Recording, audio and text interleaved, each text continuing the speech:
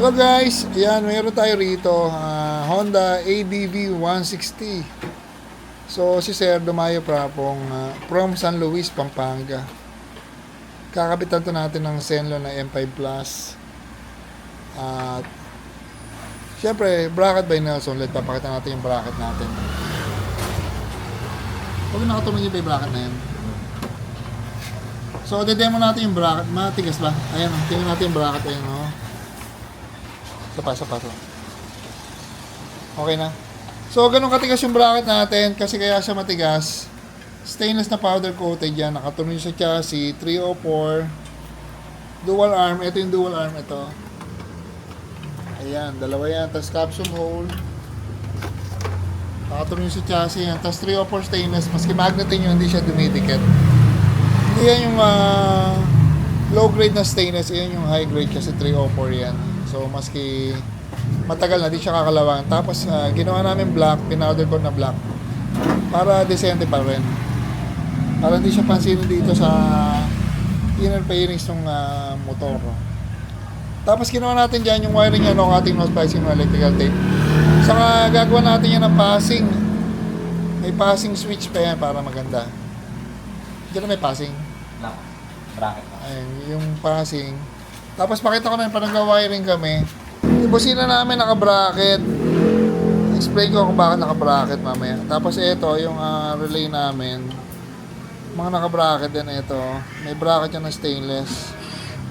Para maayos yung posisyon ng relay. Nasa ibabaw. So na po ang konti pat, pakita ko lang. Ito pala, kita na pala rito. So yan, makikita nyo yung butas ng PIAA. Hindi siya nakaharap. Marami nag-i-install niyan ng ganyang busina. Makikita niyo yung butas nitong PIA na kita rito sa harap. So, ang problema ng gano'n, nakita sa harap, pinapasukan niya ng tubig. Pag pinasukan ng tubig, humihina yung busina. Pag humihina yung busina, katagalan nasisira. So, ito, maski umulan o car wash, nakatago yung butas. Pero yung tunog niya parehas pa rin. Kaya pati busina namin, naka-bracket, yung relay naka-bracket, yung LED naka-bracket din. Yung LED bracket natin, pwede siya sa sa malalaking ilaw. Saka makikita nyo, ayan o. Ito dito.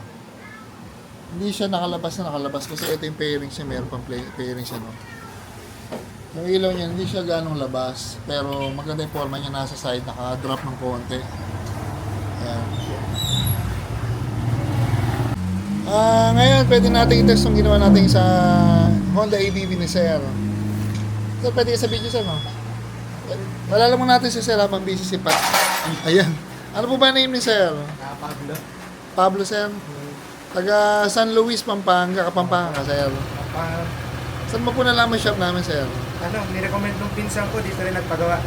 Solid daw eh. Taga saan po yung pinsan mo, Sir? Tiga Hagonan. May mga kamag-anak pala rito, Sir, no? Baka may shoutout ka, Sir Pablo. Wala kang shoutout, Sir? Salamat. Ayan. Okay, Sir, thank you. So, ito kinabit natin mga LEDs. M5 Plus with Nelson LED bracket. Tapos busina niyan, PIAA.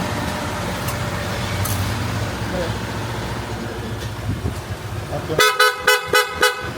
Yan yung busina. Solid na busina yun, maski maliit lang. Tapos yung busina namin, naka-bracket kagaya nung sinabi ko kanina. Hindi